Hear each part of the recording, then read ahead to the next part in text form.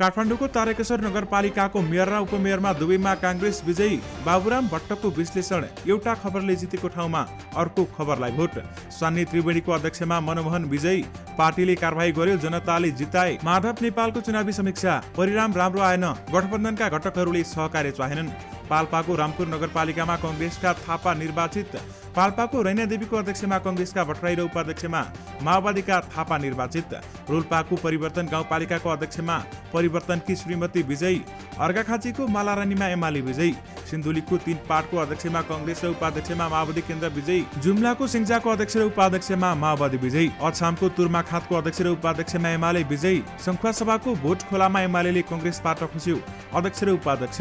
खोटेहाङ गाउँपालिकाको अध्यक्षमा माओवादी केन्द्रका राई विजयी। जुम्लाको पातरासीको अध्यक्षमा कांग्रेस र उपाध्यक्षमा माओवादी विजयी। काली गण्डकीको अध्यक्षमा कांग्रेस र उपाध्यक्षमा एमाले विजयी। ललितपुर महानगरको वडामा एमाले खाता खोल्यो। वडा नम्बर 5 मा श्रेष्ठ निर्वाचित। असारे विकास पुनः दोहोरिने निश्चित। अझै 2 खर्ब 22 अर्ब खर्च गर्न बाँकी। नलगाडको मेयरमा माओवादी र उपमेयरमा कांग्रेस विजयी। बालेनले पाए 10,000 भन्दा बढी मत। काठमाडौँको शङ्करपुरमा राप्रपाको अग्रता। पोखरामा एकीकृत समाजवादीका अध्यक्ष धनराजले अग्रता बढाए। भरतपुरमा झिनो मतका साथ अग्रता बढाउँदै रेणु दाहाल। काठमाडौँ महानगरमा बालेन शाहले मतान्तर 5,000 पुर्याए। तोलामा 2 सय बढ्यो सुनको मूल्य। एमाले बागडोर सम्हाल्दै आएको प्रदेशका दुवै उपमहानगरमा कांग्रेसको अग्रता।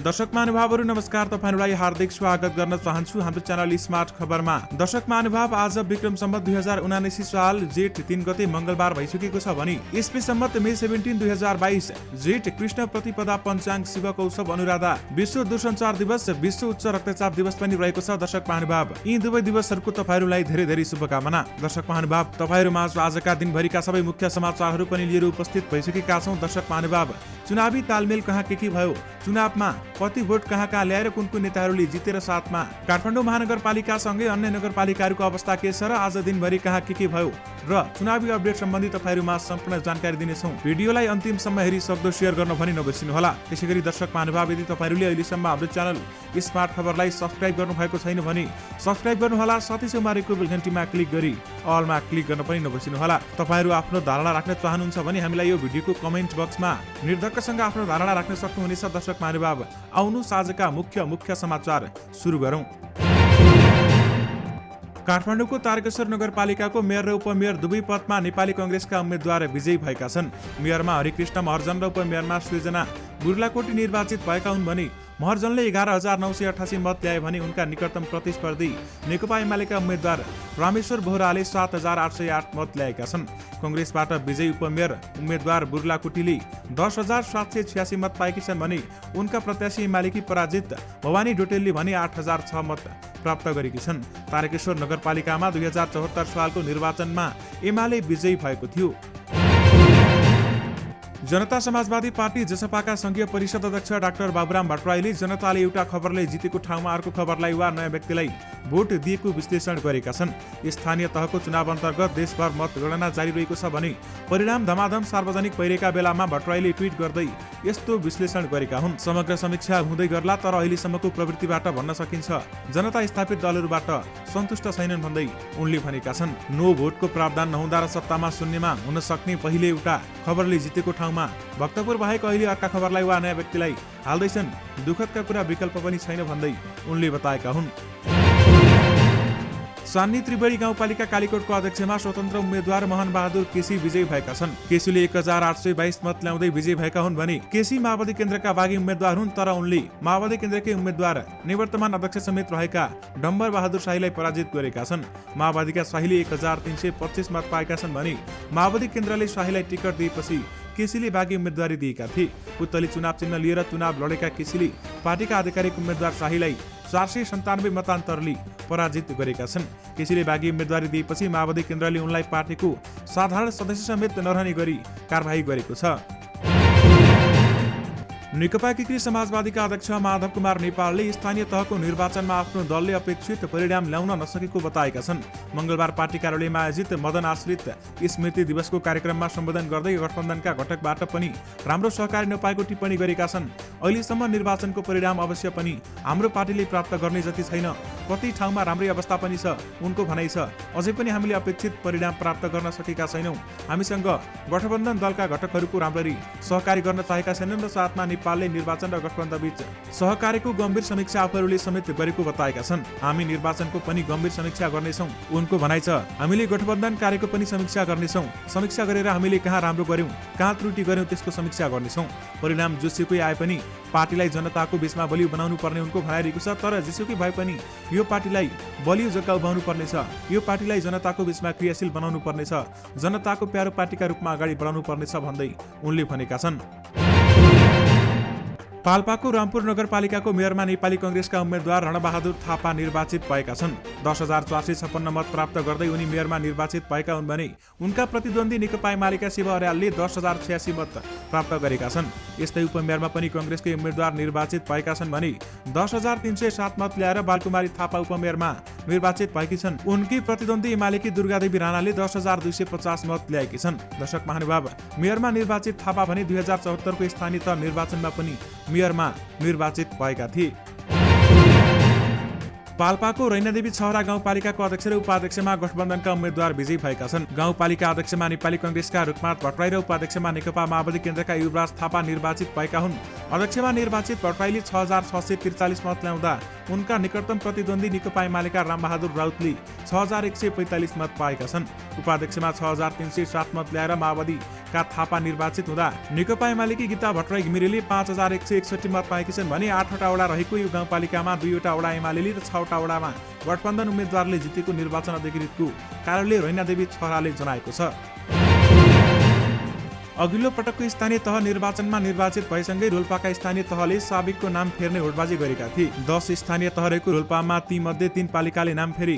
सुनिल स्मृति गाउँपालिका, गंगादेवी गाउँपालिका र परिवर्तन गाउँपालिकामा साबिकका क्रमशः सुबडावती गाउँपालिका, सुकेदह गाउँपालिका र दुईखोली गाउँपालिका रहेका छन्। दर्शक महानुभाव, युद्धमा मारिएका माओवादीका नेता किमबहादुर थापाको स्मरणमा सुबडावती गाउँपालिकामा स्मृति भवन बनेको थियो भने किमबहादुर माओवादी सेनाका डिभिजन कमान्डर थिए। उनलाई 14 मङ्सिर 2062 मा सेनाले हेलिकप्टरबाट गोली हानी हत्या गरेको थियो। दर्शक महानुभाव, किमबहादुरकी श्रीमती बागमती छेत्रीनी 2074 सालको स्थानीय तह निर्वाचनमा माओवादी केन्द्रको तर्फबाट सुनिल स्मृति गाउँपालिकाको उपाध्यक्षमा निर्वाचित भएकी थिइन्। अहिले पनि रोल्पाको परिवर्तन गाउँपालिकाको उपाध्यक्षमा परिवर्तनकी श्रीमती विजयी भएकी छिन्। अर्घाखाँचीको मालारानी गाउँपालिकाको अध्यक्ष र उपाध्यक्षमा एमाले विजयी भएको छ। अध्यक्षमा एमालेका दलबहादुर भट्टराई 8,283 मतका साथ जितेका हुन् भने उनका निकटतम प्रतिस्पर्धी माओवादी केन्द्रका पदम छेत्रीले 6,726 मत ल्याएका छन्। उपाध्यक्षमा पनि एमालेकी दिपा पोखरेल विजयी भएकी छन् भने उनले 8,155 मत ल्याएकी छन्। उनकी प्रतिस्पर्धी काङ्ग्रेसका शोभाकर खनालले भने 6,657 मत ल्याएका छन्। यो पालिकामा कङ्ग्रेस र माओवादीको गठबन्धन थियो। सिन्धुलीको 3 पाटन गाउँपालिकाको अध्यक्षमा नेपाली कङ्ग्रेसका कर्णबहादुर थापा मगर निर्वाचित भएका छन्। 9,239 मत ल्याउँदै थापा दोस्रो कार्यकालका लागि निर्वाचित भएका हुन् भने उनी 2074 सालको निर्वाचनमा पनि गाउँपालिकाका अध्यक्षमा विजयी भएका थिए। थापाका निकटतम प्रतिस्पर्धी नेकपा एमालेका उम्मेद्वार छत्रबहादुर दाहालले भने 8,042 मत पाएका छन् र 2074 को निर्वाचनमा पनि दाहाल थापा मगरसँग 19 मतान्तरले पराजित भएका थिए। गाउँपालिकाका उपाध्यक्षमा भने नेकपा माओवादी केन्द्रका धनबहादुर गुलामी विजयी भएका छन् भने उनले 8,379 मत प्राप्त गरेका छन्। उनका निकटतम प्रतिद्वन्दी एमालेकी पद्मा तामाङले 7,908 मत पाएकी छन्। 3 पाटनमा कङ्ग्रेस र माओवादी केन्द्रले तालमेल गरेका थिए। जुम्लाको सिङ्जा गाउँपालिकाको अध्यक्ष र उपाध्यक्षमा दुवै पद नेकपा माओवादी केन्द्रले जितेको छ। अध्यक्षमा माओवादीका पूर्णप्रसाद धिताल र उपाध्यक्षमा शीतल ढोकाया निर्वाचित भएका हुन्। अध्यक्षमा निर्वाचित धितालले 1,949 मत ल्याउँदा उनका निकटतम प्रतिद्वन्दी नेपाली कङ्ग्रेसका नन्दराम बुढाले 1,831 मत ल्याएका थिए। उपाध्यक्षमा निर्वाचित माओवादीकी रोकायाले 1,956 मत पाइन् भने कङ्ग्रेसकी राजन कली शाहीले 1,069 मत पाएर दोस्रो भएकी छन्। असमको तुर्माखात गाउँपालिकाको अध्यक्षमा नेकपा एमालेका डम्बर बहादुर विसी निर्वाचित भएका छन्। उनले 3,523 मत पाएका छन् भने उनका निकटतम प्रतिद्वन्दी नेपाली कङ्ग्रेसका कर्णबहादुर बुढाले 3,493 मत पाएका छन्। तेस्रो स्थानमा रहेका माओवादी केन्द्रका मन बहादुर बैकले 3,091 मत पाएका छन्। उपाध्यक्षमा एमालेकी विमल कुमारी शाही निर्वाचित भएकी छन् भने उनले 3,501 मत पाएकी हुन्। सङ्खुवा सभाको भोटखोला गाउँपालिकाको अध्यक्षमा नेकपा एमालेका वाङ छेदार लामा निर्वाचित भएका छन्। लामाले 1803 मत ल्याएर निर्वाचित हुँदा उनका निकटतम प्रतिद्वन्दी नेकपा एकीकृत समाजवादीका चुङदाक भोटले 1416 मत ल्याएका छन्। उपाध्यक्षमा एमालेकै सोहना लामा निर्वाचित भएकी छन् भने उनले 1791 मत ल्याउँदा नेपाली कङ्ग्रेसका डुक्पा थिकेपा भोटले 1536 मत ल्याएर दोस्रो भएका छन्। यसअघि भोटेखोलाको अध्यक्ष र उपाध्यक्ष दुई पदमा कङ्ग्रेसले जितेको थियो। खोटाङको खोटेहाङ गाउँपालिकामा नेकपा माओवादी केन्द्रका उदिम बहादुर राई निर्वाचित भएका छन्। नेकपा एमालेका कविता राईलाई पराजित गर्दै उनी निर्वाचित भएका हुन् भने एमालेका प्रमुख सचेतक विशाल भट्टराईको गृहपालिका खोटेहाङमा गठबन्धनका तर्फबाट उम्मेद्वार रहेका उदिमले 3728 मत सहित अध्यक्ष जितेका छन् भने एमालेकी कविताले 3690 मत पाएकी छन्। उपाध्यक्षमा नेपाली कङ्ग्रेसका रूपेश राई निर्वाचित भएका छन् भने रूपेशले 3763 मत पाउँदा एमालेका राजन बन्जराले 3310 मत पाएका थिए। 2074 को निर्वाचनमा यो पालिकामा एमालेले जितेको थियो। जुम्लाको पातारासी गाउँपालिकाको अध्यक्षमा नेपाली कङ्ग्रेसका पूर्णसिंह बोहरा विजयी भएका छन्। उपाध्यक्षमा माओवादी केन्द्रकी जुनमाया रोकाया विजयी भएकी छन् भने अध्यक्ष बोहराले 2768 मत प्राप्त गरेका छन्। उपाध्यक्ष रोकायाले 2754 मत पाएकी छन्। अध्यक्षमा निकटतम प्रतिस्पर्धी माओवादीका हरिबहादुर बुढाले 2668 मत पाएका छन् र उपाध्यक्षकी निकटतम प्रतिस्पर्धी कङ्ग्रेसकी शान्ति बुढाले 2463 मत पाएकी छन्। दर्शक महानुभाव, पतरासीमा 2074 सालमा कङ्ग्रेसका लक्ष्मण बोहरा र उपाध्यक्षमा पुण्यकली महतरा विजयी भएका थिए। गुल्मीको गण्डकी गाउँपालिकाको अध्यक्षमा नेपाली कङ्ग्रेसका वेद बहादुर थापा निर्वाचित भएका छन्। उपाध्यक्षमा भने नेकपा एमालेकी मन्जु कुमारी दर्लामी निर्वाचित भएकी छन् भने अध्यक्षमा कङ्ग्रेसका थापाले 4810 मत ल्याउँदा उनका निकटतम प्रतिद्वन्दी नेकपा एमालेका रामजी ढकालले 4687 मत ल्याएका छन्। उपाध्यक्षमा निर्वाचित एमालेकी दर्लामीले 4484 मत ल्याउँदा राष्ट्रिय जनमोर्चाकी तारा थापाले 4384 मत पाएकी छन्। रुकुम पश्चिमको बाफीकोट गाउँपालिकाको अध्यक्षमा नेपाली कङ्ग्रेसका उम्मेद्वार जनक कुमार बाछा निर्वाचित भएका छन्।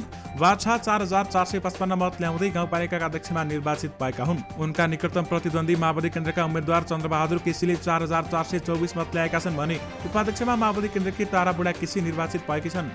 केसीले 4560 मत ल्याउँदा निकटतम प्रतिद्वन्दी कङ्ग्रेस उपाध्यक्ष नन्दकुमारी केसीनाथले 4160 मत ल्याएकी छन्। बागलुङको ढोरपाटन नगरपालिकाको मेयरमा एमालेका देवकुमार नेपाली निर्वाचित भएका छन्। 5735 मतका साथ नेपाली पुनः मेयरमा दोहोरिएका हुन् भने अघिल्लो पटक उनी मेयरमा निर्वाचित भएका थिए। नेपालीका निकटतम प्रतिद्वन्दी माओवादी केन्द्रका चन्द्रलाल अर्यालले 5135 मत ल्याएका थिए भने उपमेयरमा भने नेपाली कङ्ग्रेसका धनबहादुर कायात 5650 मतका साथ विजयी भएका छन्। उनका प्रतिस्पर्धी एमालेका 4884 मत पाएका थिए।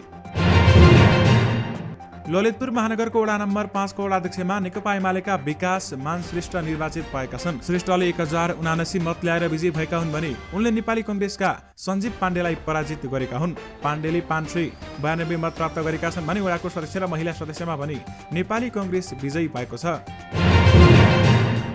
दर्शक महानुभाव, चालु आर्थिक वर्ष 2078-79 को 10 महिना 2078 साउनदेखि 2079 वैशाखमा 118 अर्ब रुपैयाँ मात्र पुँजीगत खर्च भएको छ। चालु आर्थिक वर्ष 2078-79 मा सरकारले 3 खर्ब 78 अर्ब 9 करोड रुपैयाँ छुट्याएको थियो। सरकारले बजेट संशोधन गर्दै पुँजीगत खर्चलाई 3 खर्च 44 अर्ब 32 करोडमा झारेको थियो भने महालेखा नियन्त्रकको कार्यालयका अनुसार 10 महिनाको अवधिमा 1 खर्ब 28 अर्ब 26 करोड रुपैयाँ मात्र पुँजीगत खर्च भएको छ र यो कुल लक्ष्यको मात्र 31.28% हो।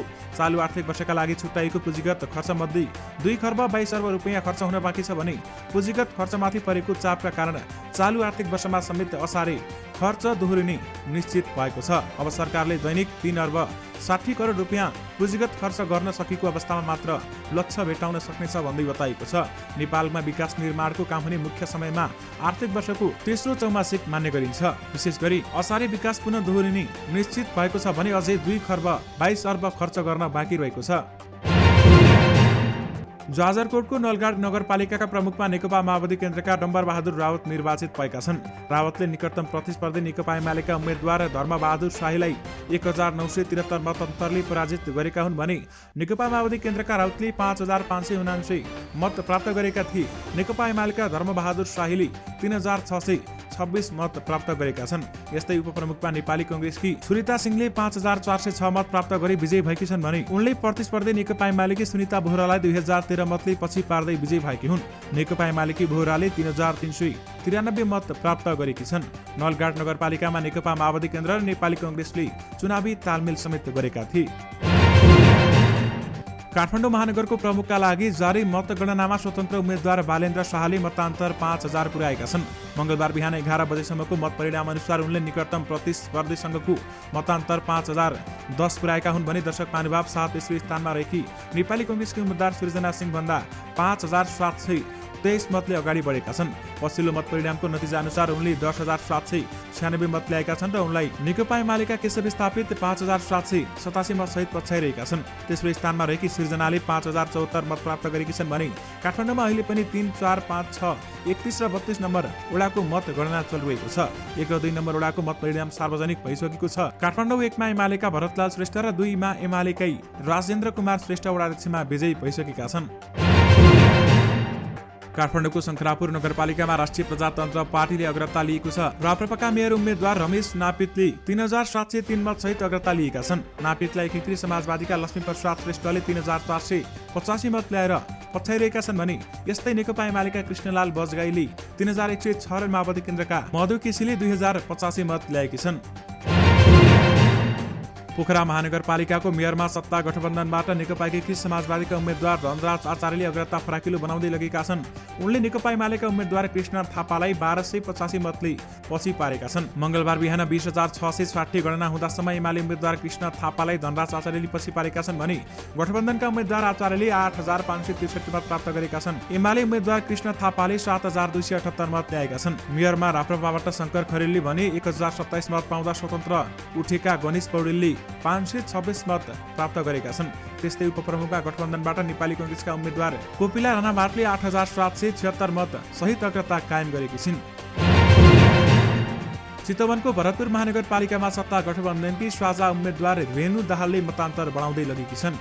18047 मत गणना हुँदा उनले प्रतिद्वन्दी नेकपा एमालेका विजय सुविद्यालाई 63 मतले पछि पारेकी छन् भने 17886 मत गणना हुँदा रेणु एमालेका सुवेदी भन्दा 59 मतले पछि परेकी थिइन्। त्यसअघि रेणु 30 मतले अगाडि थिइन् भने मंगलबार बिहान 11 बजे पछिको नतिजा अनुसार उनले 6019 मत ल्याएकी छन् भने एमालेका सुवेदीले 5996 मत पाएका छन्।